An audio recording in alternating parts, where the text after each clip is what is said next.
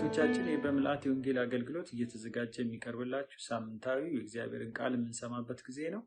ዛሬ የእግዚአብሔርን ቃል የምንሰማው ከዕብራውያን ምዕራፍ 1 ከ5 እስከ 14 ነው እና ለተከታታይ የዕብራውያን መልእክት ነው የምንካፈለው። ዛሬ በክፍል ሁለተኛው ላይ እንገኛለን። የመጀመሪያውን ክፍል ባለፈው ሳምንት ለማየት ሞክረናል እና ዛሬ የምናይባቸው ሐሳቦች በክርስቶስና በመላእክት መካከል ያለው ልዩነት ምንድነው? እንዲሁም ደግሞ ከእግዚአብሔር ጋር የነበራቸው ግንኙነት ምን ይመስላል መላእክቶቹ የሚል ሐሳብ እናያለን። ቁጥር 5 ላይ ኢየሱስ የእግዚአብሔር አብ ልጅ እንደሆነ ይነግረናል። እግዚአብሔር አብ መላእክቶችን ልጆቹ ብሎ ሲጠራቸው አንመለከትም። ስለዚህ በእግዚአብሔር አብ እና በክርስቶስ መካከል ያለው ግንኙነት የልጅና የአባት ግንኙነት ሲሆን በመላእክትና በእግዚአብሔር አብ መካከል ያለውን ግንኙነት ስንመለከት ደግሞ የፍጡርና የፈጣሪ ግንኙነት፣ የአዛዥና የታዛዥ ግንኙነት፣ የባሪያና የጌታ ግንኙነት እንደሆነ ነው የምንመለከተው። ኢየሱስ በእግዚአብሔር አብ የባህሪ ልጅ ስለሆነ ራሱ መለኮት ነው።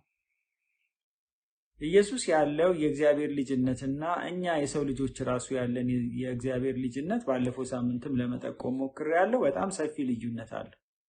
እኔና እናንተ የእግዚአብሔር ልጅ መሆን የቻልነው በጸጋው ነው። እግዚአብሔር በቸርነቱና በምህረቱ ነው እኛ ልጅ መሆን የቻልነው። በእግዚአብሔር አብና ክርስቶስ መካከል ያለውን ግንኙነት ግን ስንመለከት የባህሪ ልጅ ነው። የባህሪ ልጅ ማለት ክርስቶስ ራሱ መለኮት ነው። ከአብ ዘንድ የወጣ ክርስቶስ መለኮት ነው። ስለዚህ በአብ ዘንድ የነበረ አብ ሲፈጥር ሁሉ ነገር ሲያደርግ ከሱ ጋር የነበረ በጊዜ የማይወሰን ዘላለማዊ የሆነ አምላክ ነው። ስለዚህ በእግዚአብሔር አብና በክርስቶስ መካከል የነበረውን ግንኙነት ስንመለከተው በእኛና በክርስቶስ መካከል እንዳለው አይነት ግንኙነት አይደለም እና ክርስቶስ መሲህ ቀድሞ በነቢያት የተነገረለት የነበረ ያለና የሚኖር አምላክ የነበረ ያለ የሚኖር አምላክ ነው። ከዚህ ጊዜ ጀምሮ ክርስቶስ ነበረ አይባልም፣ ወይም ደግሞ እስከዚህ ጊዜ ድረስ ክርስቶስ ይኖራልም አይባልም። የነበረ ያለ የሚኖር ዘላለም ለሚባለው የጊዜ ቀመር የማይዘው ወደኋላ ዘላለማዊ ወደፊት ዘላለማዊ የነበረ አምላክ እንደሆነ ነው የምናየው። በአንጻሩ ደግሞ መላእክትን ስንመለከት የእግዚአብሔር አገልጋይ ታዛዥ እንደሆኑ የብሉይና የአዲስ ኪዳን መጽሐፍት ይናገራሉ። በአንጻሩ ነቢያቶችን መላእክቶችን ስንመለከት የእግዚአብሔር አገልጋይ ወይም ደግሞ ታዛዥ እንደነበሩ መጽሐፍቶች ይናገራሉ። መላእክት ከኛ ወደ እግዚአብሔር ሳይሆን ከእግዚአብሔር ወደ እኛ የሚላኩ የእግዚአብሔር መልእክተኞች ናቸው። ማለት ወደ ሰው ልጅ የሚላኩ ላኪው ማን ነው? እዚህ ጋር እግዚአብሔር አብ ነው። ስለዚህ መላእክቶች በማን የሚታዘዙ ናቸው? በእግዚአብሔር አብ የሚታዘዙ ናቸው። ኢቭን በክርስቶስ የሚታዘዙ ናቸው። ምንም እንኳን መንፈሳዊ አካል የለበሱ ቢሆኑም መላእክት ቢሆኑም ከሰው ልጅ ለየት ያለ ፍጥረት ቢሆኑም ግን ደግሞ በእግዚአብሔር የእጁ ስራ ናቸው። እግዚአብሔር የፈጠራቸው ናቸው። ስለዚህ መላእክት ከኛ ጋር ወደ እግዚአብሔር ሳይሆን ከእግዚአብሔር ወደ እኛ የሚላኩ ናቸው። ስለዚህ እኛ መላእክትን መላክ አንችልም። አሁን አንዳንድ ሰዎች ሲናገሩ መላእክቶች ያማልዳሉ፣ መላእክቶች እንዲህ ናቸው ምናምን እያሉ ይናገራሉ። ግን ምንም መጽሐፍ ቅዱሳዊ ማስረጃ የለም። መላእክትን ሂድና ለእግዚአብሔር ይህን ንገርልኝ ብሎ የላከ የሰው ፍጡር የለም። ይህንን የማድረግ ማንዴቱም አቅሙም ስልጣኑም የለውም። እግዚአብሔር ነው መላእክቶችን የሚያዛቸው ወደኛ ነው። ከዛ የመጣውን መልእክት ለኛ አድርሰው ሊሄዱ ይችላሉ። ኢቭን በዛው ሰዓት እንኳን በመጣልን ሰዓት ለእግዚአብሔር ደግሞ ይህን ነገር ንገርልኝ ብለን እኛ ማለት አንችልም፣ ከመስማትና እግዚአብሔር ያለንን ነገር ከመታዘዝ ውጪ ማለት ነው። ስለዚህ ቅዱሳት መላእክት መንፈሳዊ ፍጥረት እንደመሆናቸው መጠን እግዚአብሔርን ያመሰግናሉ። እግዚአብሔርን የሚያመሰግኑ ናቸው። ያው ምስጋና በሁለት መንገድ ነው የሚገለጸው። አንደኛ በችግር ውስጥም ሆነን እግዚአብሔርን በማንነቱ፣ በልዕልናው፣ በታላቅነቱ፣ በቅዱስነቱ፣ በሁሉን ቻይነቱ ልናመሰግነው እንችላለን፣ እሱን እያሰብን ማለት ነው። ሌላኛው ደግሞ ምስጋና ምንድነው የሚሆነው? ስለተደረገልን ነገር፣ እግዚአብሔር ለኛ ስላደረገልን ነገር እናመሰግን እንችላለን።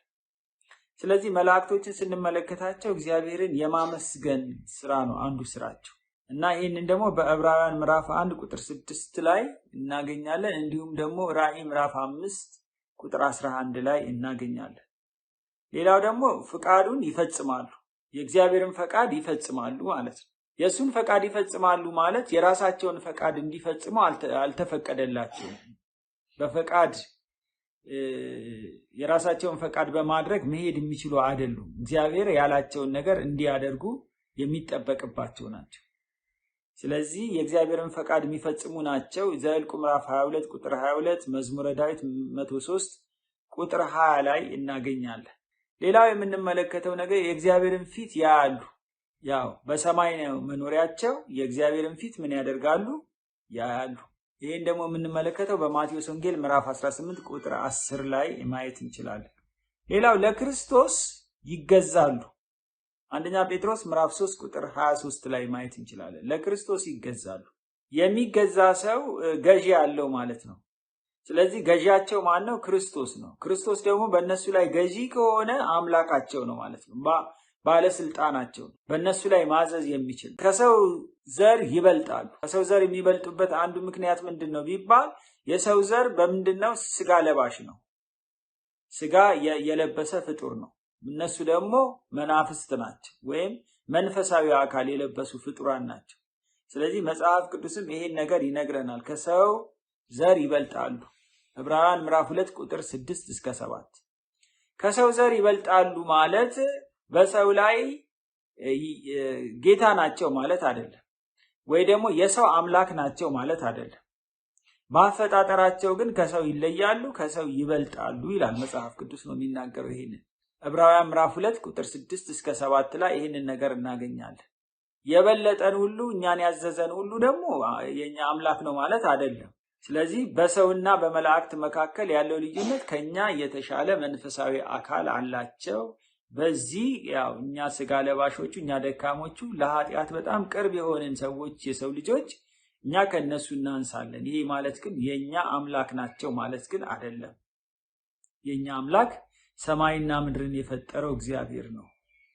ለኛ ቤዛ ሆኖ የመጣው ጌታ ኢየሱስ ክርስቶስ ነው፣ እንዲሁም መንፈስ ቅዱስ ነው። ስለዚህ መኖሪያቸው ሰማይ ነው፣ እኛ ያለነው በምድር ነው። አንድ ቀን ወደ ሰማይ እስክንሄድ ድረስ ማለት ነው። ወይ ስጋ ሞት ወይም ደግሞ ጌታ ኢየሱስ ክርስቶስ ዳግመኛ ሲመለስ ወደዛ እንሄዳለን። አሁን ግን ለጊዜው እኛ እዚህ ምድር ላይ ነው ያለነው፣ ክርስቶስ ደግሞ በሰማይ ነው ያለው። ስለዚህ እሱ በሰማይ እንዳለ ሁሉ መላእክቶችም በሰማይ ናቸው ያሉት አሁን ላይ። ስለዚህ በማርቆስ ወንጌል ምዕራፍ 13 ቁጥር 32፣ ገላትያ ምዕራፍ 1 ቁጥር 8 ላይ ይሄንን ሆኖ እናገኘዋለን። ሌላው የምንመለከተው ከነሱ ባህሪ አይጋቡም።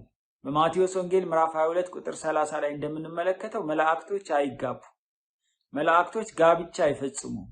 መላእክቶች መናፍስት እንደመሆናቸው የስጋ ፍላጎት ኖሮባቸው አንመለከትም። መናፍስት ናቸው። ስለዚህ በሰውና በመላእክት መካከል ይሄ ልዩነት አለ። ሰዎች ያገባሉ፣ ይጋባሉ እና የስጋ ፍላጎታቸውን ይፈጽማሉ። እነዚህ መላእክት ግን መንፈሳዊ አካል ነው ያላቸው፣ ስጋ ለባሽ አይደሉም።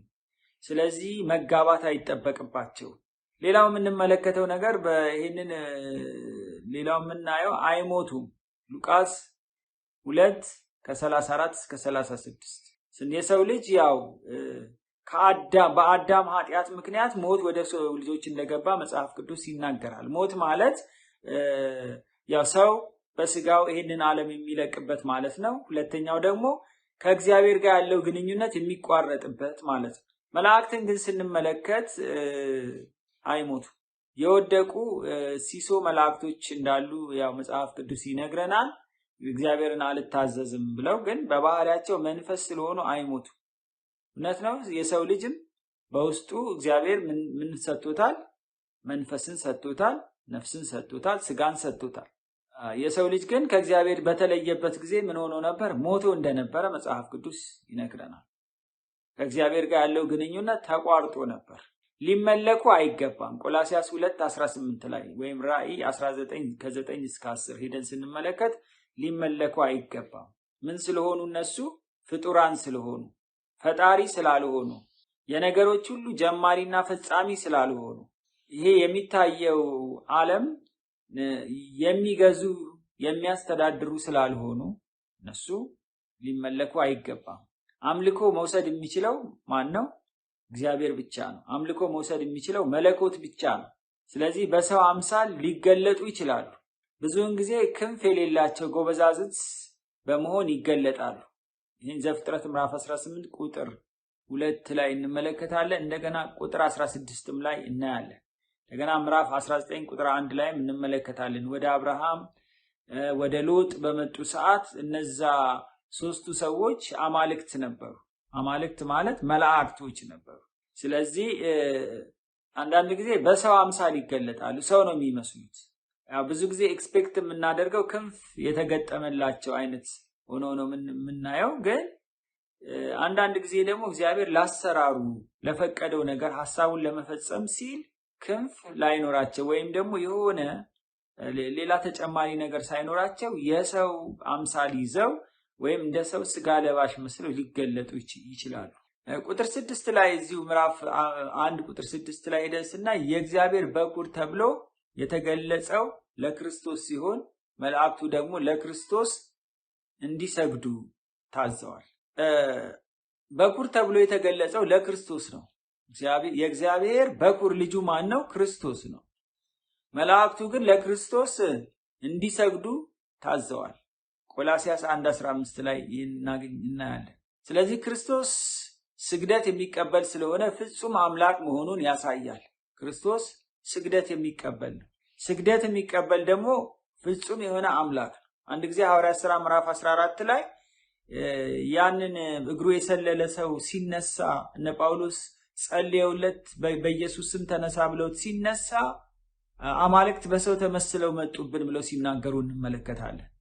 ግን ጳውሎስም ሆነ በርናባስ አማልክት አልነበሩም፣ ሰዎች ነበሩ። ስለዚህ ሊሰግዱላቸው ሲሉ መስዋዕትም ሊያቀርቡላቸው ሲሉ እንዳታደርጉ ተጠንቀቁ ብለው ልብሳቸውን ቀደዱ የሚል ቃል እናገኛለን። ስለዚህ የሰው ልጅ ነው። የሰው ልጅ ስግደት መቀበል አይችልም፣ አምልኮ መቀበል አይችልም። ክርስቶስ ግን አምልኮን ይቀበላል፣ ስግደትን ይቀበላል። ስለዚህ ደግሞ ፍጹም የሆነ አምላክ መሆኑን ነው የሚያሳየን።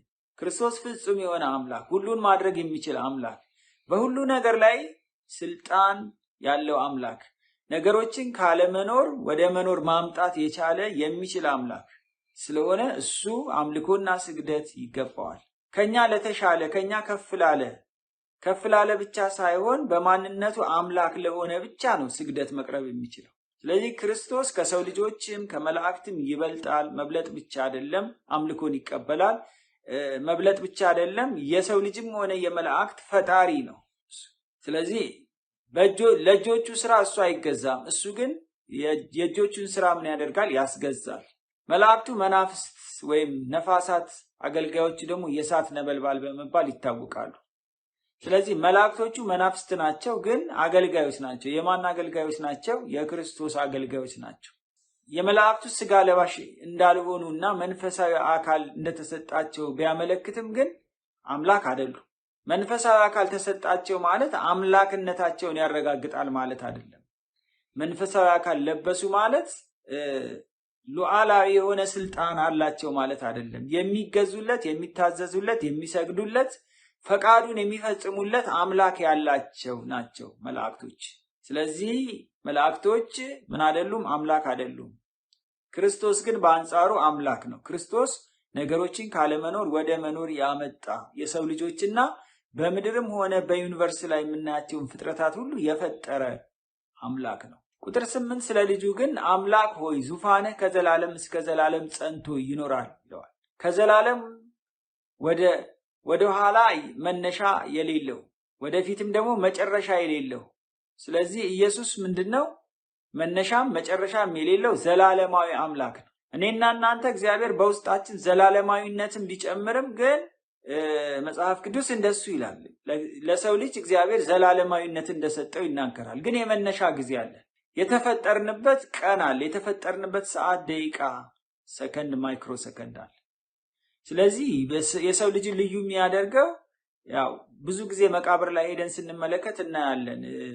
ካቶንትና ከአባታቸው ካቶንትና ከእናታቸው ከወይዘሮ እንትና በዚህ ዓመተ ምህረት ተወለዱ ይላል። ስለዚህ የሰው ልጅ የመነሻ ጊዜ አለው።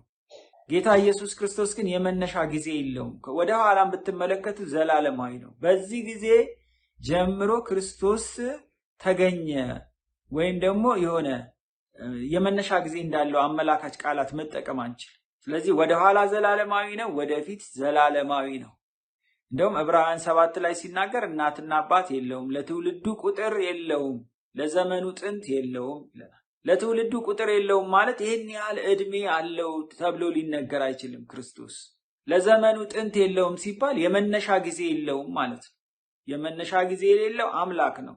ወደ ኋላም አምላክ ነበረ፣ አሁንም አምላክ ነው፣ ወደፊትም አምላክ ነው እና የነበረ ያለ የሚኖር ነው ማለት ነው። ስለዚህ መጨረሻም የለውም። ስለዚህ ኢየሱስ መነሻም መጨረሻም የሌለው ዘላለማዊ አምላክ ነው። የመንግስት በትር የቀንነት ወይም የጽድቅ በትር ነው ብሎ ይናገራል። ይህ አባባል አገዛዙን ሲያመለክት ያለ አድሎ በጽድቅ ወይም በፍትሃዊነት እንደሚመራ ያሳያል። ይህ የሚያሳየው ምንድነው? አገዛዙ በጽድቅ እንደሆነ። መዝሙር 97 ቁጥር 2 ላይም ሲናገር ፍርድና ጽድቅ የዙፋኑ መሰረት ናቸው ይላል። ስለዚህ በማንም ለምንም ብሎ አያዳላም። አንዳንድ ጊዜ ሰዎች አድሎ የሚፈጽሙት ከሰዎች ጥቅም ሲፈልጉ ነው፣ ወይም ደግሞ በሰዎች መወደድ ሲፈልጉ ሊሆን ይችላል። እግዚአብሔር ግን ሰዎችን እኩል ነው የሚመለከተው፣ ፍትሃዊ ነው። የምድር መንግስታቶች በተለያየ ምክንያት በብሔር፣ በወዳጅነት፣ በተለያየ ግንኙነት መስመር ወይም ደግሞ በጥቅም ትስስር ፍርድ ሲያጣምሙ እንመለከታለን። ይሄ ዓለም ከተፈጠረች ጀምሮ በተለይም ነው ከአዳም ውድቀት በኋላ ይሄ ነገር ሲከሰት እንመለከታለን። ግን እግዚአብሔር ግን ፍጹም ፍትሃዊ ነው፣ ፍጹም ጻድቅ ነው። የሚያደርገው ነገር በፍጹም ትክክለኛነት ለማንም ባለማድላት ነው። አንዳንድ ጊዜ ደግሞ አድሎ የምናደርገው ወይ የሆነ ጊዜ ላይ ይሄ ሰው ሊጠቅመኝ ይችላል እና ዛሬ ብጠቅመው ነገ ይጠቅመኛል ብሎ ወረታ ለመከፋፈል ሊሆን ይችላል። እግዚአብሔር ይጠቅመኛል ነገ ብሎ ተስፋ የሚያደርገው ወይም የሚደገፍበት ምንም አይነት ነገር የለው። እሱ ፈጣሪ ስለሆነ በፈለገው ሰዓት የፈለገውን ነገር ማድረግ ስለሚችል ማለት ነው። ቁጥር 9 ላይ ጽድቅን ወደድክ አመፅን ጠላህ የሚለው ኢየሱስ እንከን የለሽ ወይም ኃጢአት አልባ አምላክ እንደነበረ እንዲሁም አመፅና ክፋትን የሚጸየፍ እንደነበረ ያመለክታል። ምንድነው? ጽድቅን ወደድክ አመፅን ጠላህ። ይህ ማለት ሲለስ ነው ክርስቶስ ኃጢአት የለሽ፣ እንዲሁም ደግሞ አመፅንና ክፋትን የማይወድ፣ አመፅና ክፋትን ለማስተናገድ ፍላጎት የሌለው፣ አመፀኞችን ይወዳል እንጂ አመፅን አይወድም፣ ክፋትን አይወድም። የሰው ልጅም የጌታን ፈለግ በመከተል ጽድቅ መውደድና በአመፃ ላይ እጁን እንዲያበረታ መጠንቀቅ አለበት። ያው ግን ምንም ያህል ይህ ፍላጎቱ ቢኖረንም በስጋ በመፈጠራችን ምክንያት በራሱ ኃጢአታዊ ባህሪ አለ። ማርቲን ሉተር ሲናገር ምንድነው ያለው? እኛ የዳንን ኃጢአተኞች ነን። እውነት ነው። በክርስቶስ ኢየሱስ ስራ የተነሳ በመስቀሉ በተከፈለልን ነገር የተነሳ ድነናል። ይሄ ማለት ግን ኃጢአተኞች ነን። አሁንም ቢሆን የዳንን ኃጢአተኞች ነን። ኃጢአት የሚፈታተነን ሰዎች ነን። አሁን እስከ ፍጹም ሙላቱ እስክንደርስ ድረስ ወደ ፍጹም ሙላት እስክናድግ ድረስ ወይም ደግሞ ይሄን ምድር ለቀን እስክንሄድ ድረስ የኃጢአታዊ ማንነታችን ይቋረጣል ማለት አይደለም። ግን ወደ ፍጽምና ልንሄድ እንችላለን። በቃሉ በተጋን፣ በጸሎት በተጋን፣ የእግዚአብሔርን ጸጋ በጠየቅን በለመንን ቁጥር ህይወታችን እየተለወደ ሊሄድ ይችላል እና በኃጢአት ላይ አቅም እያገኘን ጉልበት እያገኘን ከጌታ ጸጋ የተነሳ ልንሄድ እንችላለን። ያ ማለት ግን ፈጽመን ከኃጢአት ወይም ኃጢአትን ከመስራት ወይም ኃጢአታዊ ባህሪ ከማሳየት ወደ ኋላ እንላለን ማለት አይደለም። ያው የሚታዩ ነገሮች ይኖራሉ፣ ግን በየጊዜው እያሸነፍን ልንሄድ እንችላለን። የሰው ልጅም ጌታን በመፈለግ ጽድቅን መራብ አለበት። ወገኖቼ ዛሬ ትልቁ ችግራችን አንዱ እሱ ነው። ኃጢአትን ማሸነፍ አቅቶን ከኃጢአት ጋር ስንታገል እንገኛለን። ሐዋርያው ጳውሎስ በሮሜ ምዕራፍ 7 ላይም ሲናገር ምንድነው የሚለው? ከዚህ ከሚሞት ስጋ ማን ያድነኛል ብሎ ሲናገር እንመለከታለን። ቁጥር 10 ላይ ጌታ ሆይ የሚለው ኢየሱስን ሲሆን በመጀመሪያ ምድርን እንደመሰረተና ሰማያትንም በየእጆቹ ስራ እንደሆኑ ይናገራል። ጌታ ሆይ አንተ ምድርን በመጀመሪያ መሰረትክ። ይሄ የሚያሳየው ምንድነው? ምድር ከመፈጠሯ እቺ ዓለም ከመፈጠሯ በፊት ክርስቶስ እንደነበረ ነው የሚያሳየው።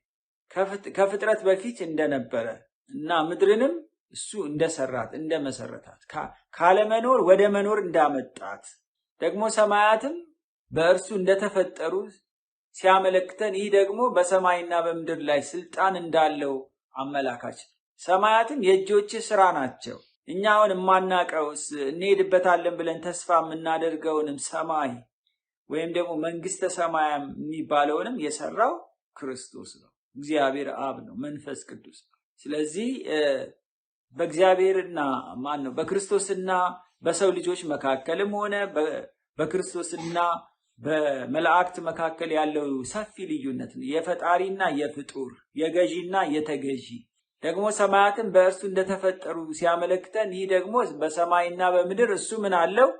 ስልጣን እንዳለው ነው የሚያመለክተው። በሰማይና በምድር ስልጣን ያለው አምላክ እንደሆነ፣ ገዢ እንደሆነ፣ ሁሉን እንደሚቆጣጠር፣ ሁሉን እንደሚገዛ ያመለክታል። ቁጥር 13 ላይ በቀኜ ተቀመጥ ያለው ለመላእክት ሳይሆን ለክርስቶስ ነው። ሁሉን በፈጸመ ሰዓት የመስቀሉን ስራ ሰርቶ በፈጸመ ሰዓት በቀኜ ተቀመጥ አለው ይላል። ስንጸልይም በአብ ቀኝ ያለው እንላለን። ስለዚህ ጌታ ለመላእክት ይህንን ስልጣን አልሰጠም። ከኔ ጋር እኩል ሆነ በቀኜ ተቀመጥ። መጽሐፍ ቅዱሳችን ሲናገር በፊልጵስዩስ ምዕራፍ 2 ላይ ከአብ ጋር መተካከልን መቀማት እንደሚገባ ነገር አልቆጠረም።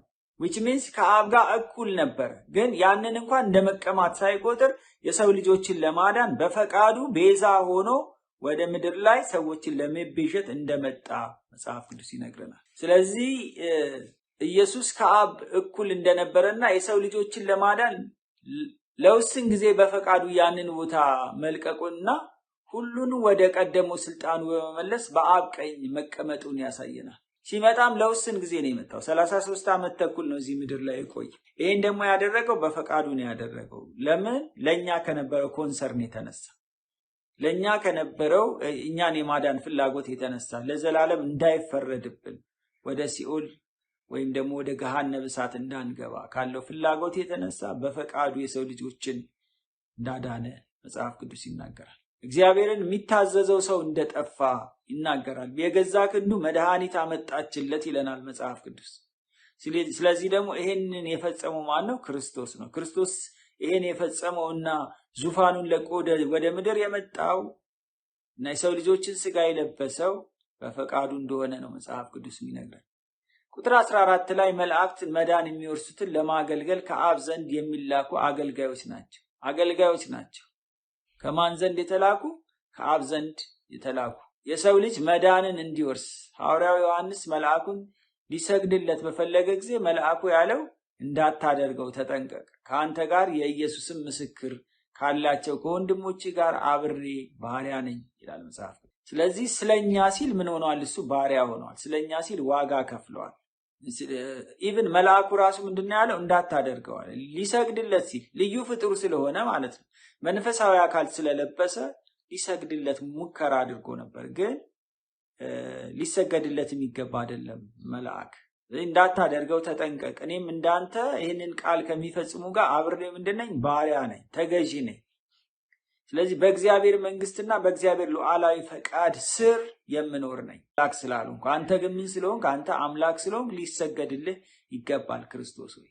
እኔ ግን ምንድነኝ? ሰው ነኝ ያለ ይመስላል ዮሐንስ። ስለዚህ ወገኖች ዛሬ ለብዙ አማልክት ስንሰግድ እንታያለን። እኛ በሰራናቸው ቅርጻ ቅርጽ አድርገን ለሰራናቸው ወይም ደግሞ የእግዚአብሔር መልእክተኞች ናቸው ለሚባሉት መጽሐፍ ቅዱስ ከዚህ በላይ ስልጣን ላልሰጣቸው መላእክት ስግደትና አምልኮ ሲቀርብ ይታያል በምድር ላይ። የተለያዩ የሃይማኖት ሴክቶችን ስንመለከታቸው ምን ያደርጋሉ? ለአማልክት ወይም ደግሞ ለመላእክት ስግደት ሲያቀርቡ፣ ቀን ሰይመው፣ ጊዜ ሰጥተው፣ ሻማ ሲያበሩ፣ የተለያየ ድግስ ሲደግሱ፣ ለነሱ ጠብር ግፍ ሲሉ ይታያሉ። ይሄ አምልኮና ይሄ ስግደት ለእግዚአብሔር ቢሆን ኖሮ በህይወታቸው ትልቅ በረከት በመጣ ከሞት ወደ ህይወት በተሻገሩ ነበር። ስለዚህ መላእክት አያድኑም። መላእክት ፍጡር ናቸው። መላእክት ከኢየሱስ ክርስቶስ በታች ናቸው። መላእክት የእግዚአብሔር መልእክተኛ ናቸው። መላእክት ታዛዦች ናቸው። መላእክት የእግዚአብሔርን ሉዓላዊ ፈቃድ የሚፈጽሙ ናቸው እንጂ አምላክ አይደሉም።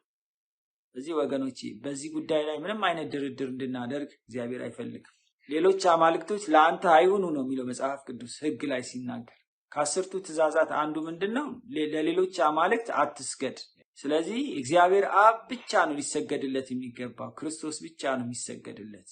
ለመንፈስ ቅዱስ ብቻ ነው ሰሚት እንድናደርግ፣ እንድንሰግድ፣ እንድንታዘዝ የሚጠበቅ።